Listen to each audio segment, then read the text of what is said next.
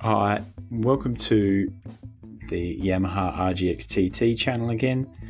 Today I'm going to go through a fantastic model I recently purchased, the Yamaha YG-1212 guitar.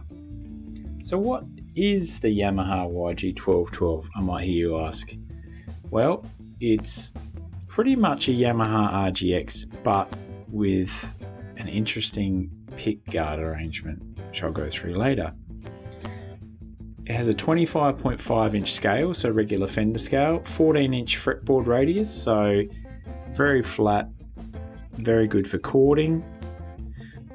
A ash body, which looks great through the translucent colours.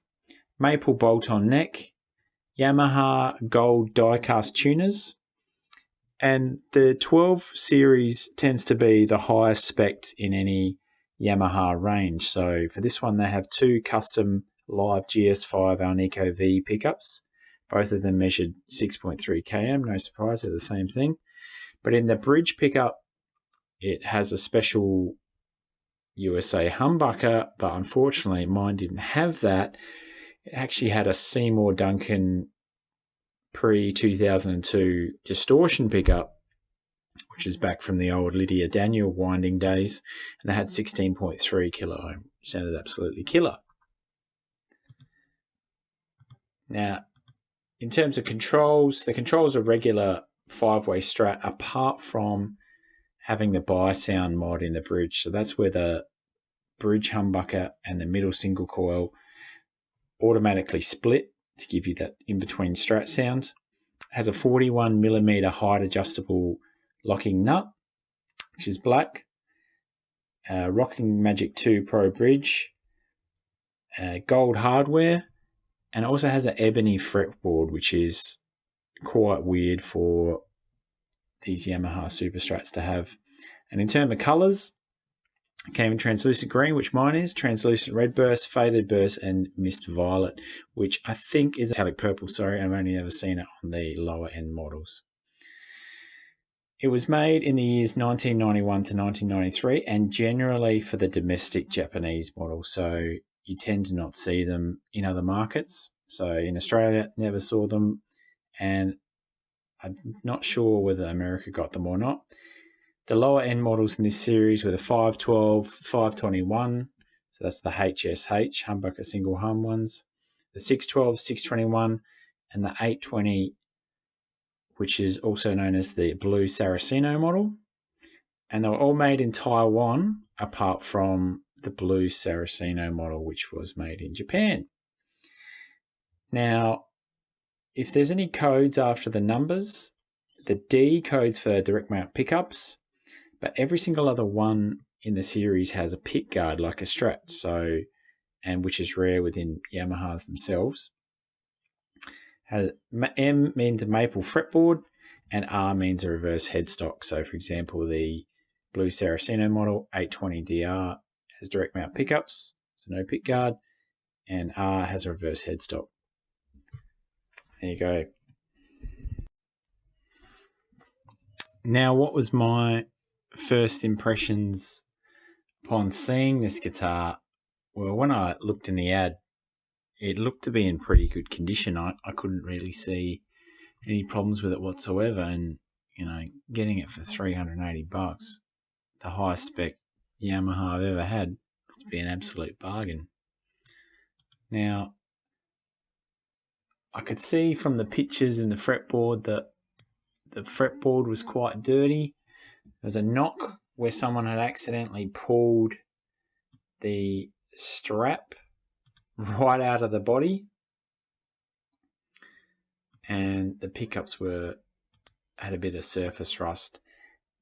And one of the biggest things you notice about these old Yamaha tremolos is how quickly the gold comes off. So if you've got someone with acidic sweat, or you play the absolute crap out of them, you can see that the gold has started to come off, revealing the metal below in the bridge.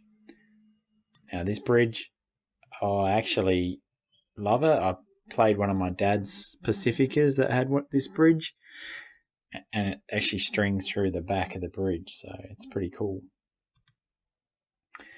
So when I got the guitar in my possession, I took off all the strings. The strings were ancient, probably 3 years old, 3 or 4 or 5 years old, and cleaned the fretboard up.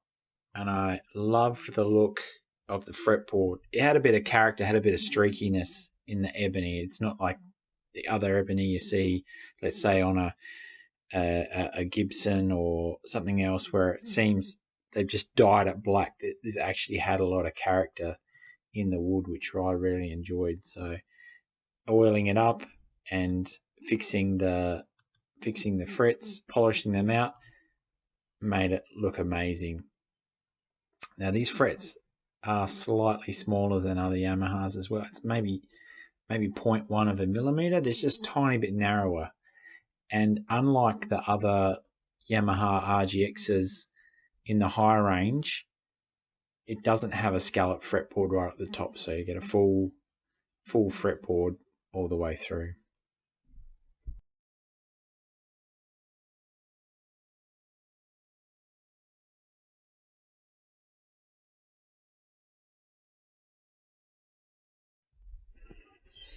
Here's the Yamaha YG-1212.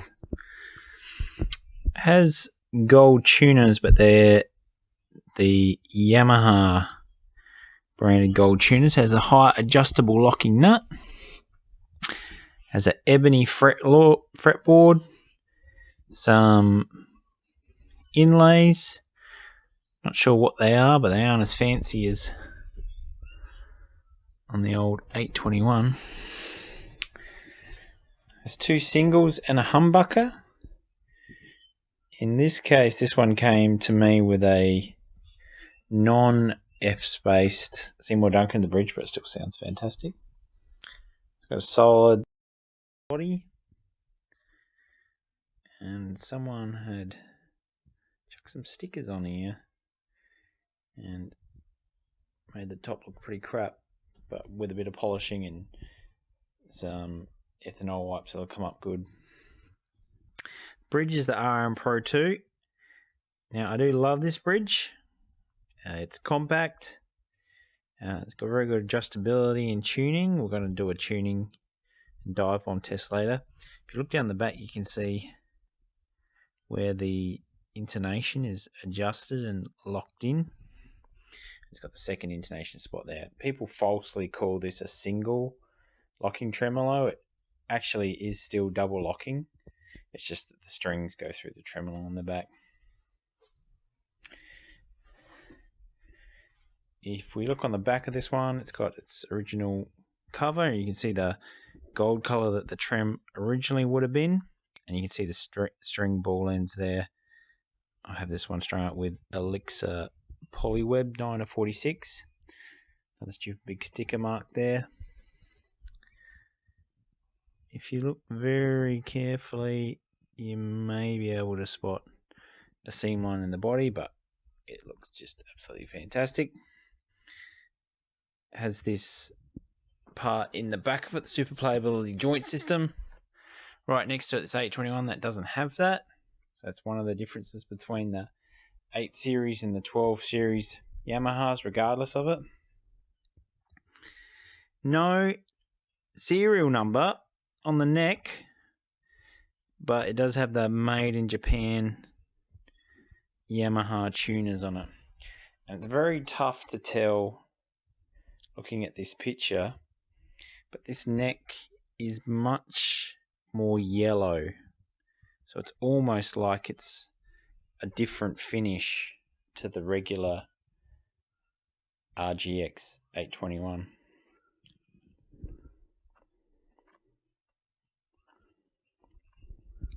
A couple of battle scars on this body. The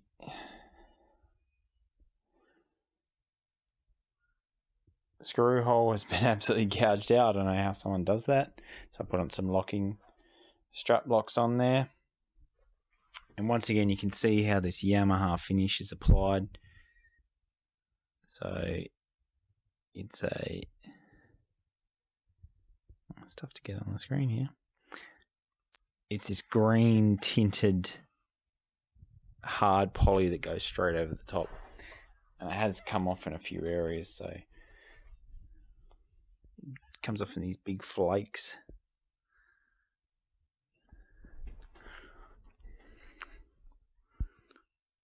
On the headstock as well. So if I was going to patch this up, I'd have to tint some poly to match it and to get it all in there.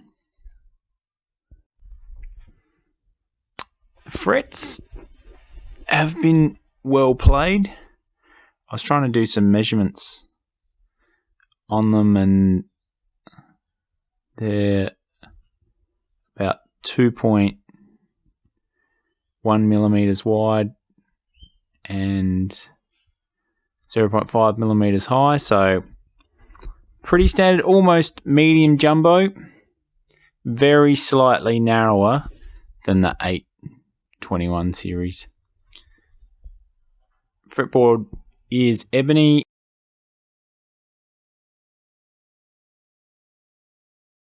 And in terms of the fretboard, it's got some lovely streakiness in the board. Now, the other thing about this guitar is acoustically, it sounds absolutely fantastic. I'll switch the microphone around.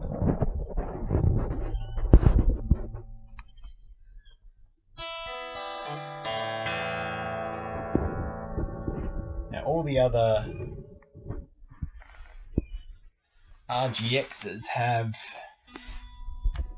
direct mount pickups and are solid bodies. This has a pick guard, so to me it's a much more almost semi-hollow type of sound. I'm going to take the pick guard off in a minute and we'll show how much space is under that board.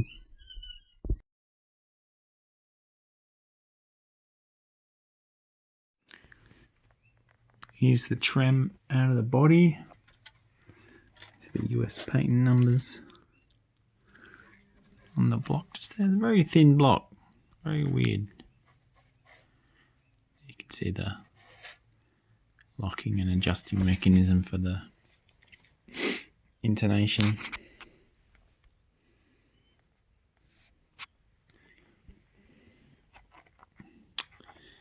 Guard is shielded all the way.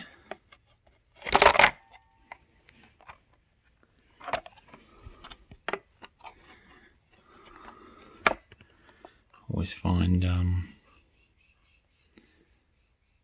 the earths are very strangely done on the Yamaha. So you can see it goes down to that point down there and then goes from that wire through to that pot. All wired to the tone pot.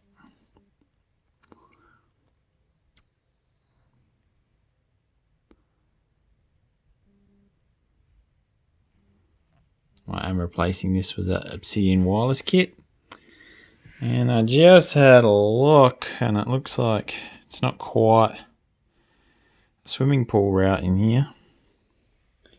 You can see the bloody trem screws have gone through the back of the wood. Very interesting. These have the neck sort of seats up against that joint as well.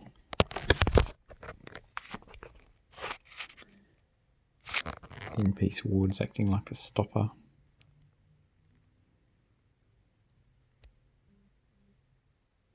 I think previously this other hole would have been used for an earth as well.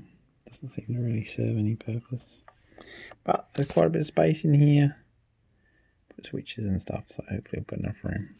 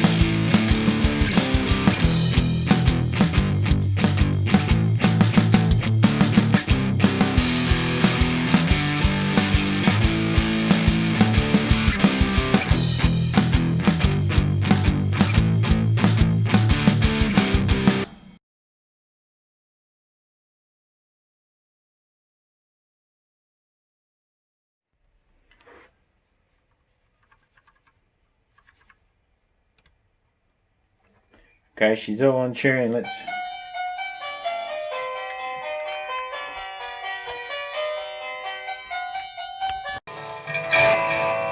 She's all in tune.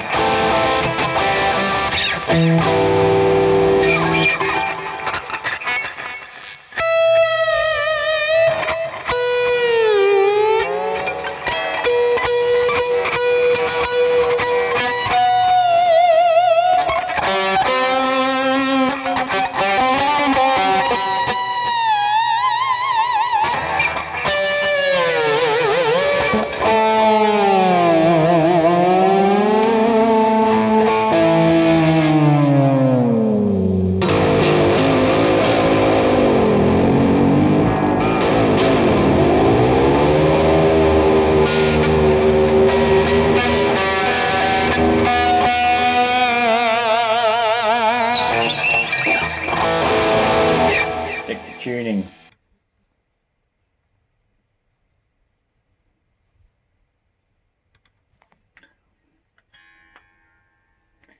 E is flat, A is flat, D is flat, G is flat, B is flat, and E is flat. E is probably the one that's the least affected, but yeah, they're all down 16 to 20%.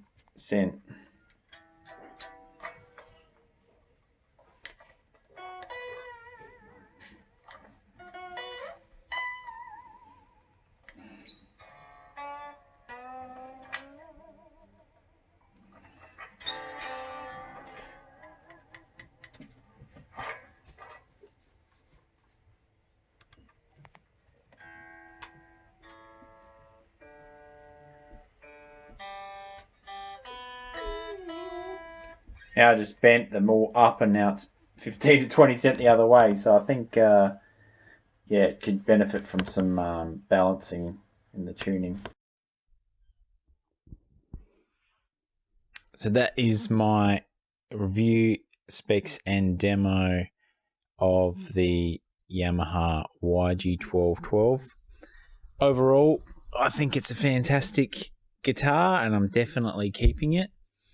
In terms of tuning stability, especially with the trem, I was abusing the crap out of it, and I've found it's quite unpredictable in terms of its tuning. So sometimes it holds a tune all day, and then other times I've been taking the trem on and off a lot for changing some pickups. So I think that movement in the posts has caused that. So maybe I just need to get the posts a bit more secure in their holes, maybe put in some plumber's tape or replace the posts. I do have a Goto GE 1996T tremolo ready to go in here. If you're looking for a Super Strat in a more traditional shape with the advantage of having a pick guard, you just can't beat it. I mean, for less than $400, there should be more than $400 on the used market. It's just a fantastic instrument, and I'm going to continue to use mine on my channel. Now, I do have an Obsidian wire kit here, and that is going to be my next video to test drive all my pickups. But just while I had the pick guard off, I just replaced one of the pickups just to see how quick and easy it would be. And I did replace it with a old Damasio Super Distortion. So as a little treat, here is how that sounded just in the bridge position and the bridge in middle position.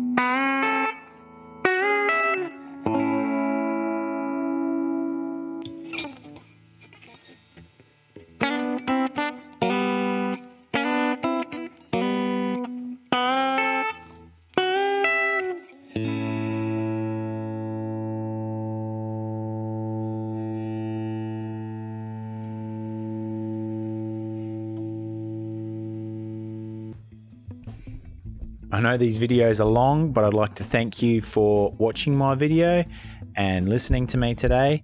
And please like, subscribe, and comment. Comment if you've had a Yamaha YG before, or if you're looking to get one now. Please let me know below. Thank you. Goodbye.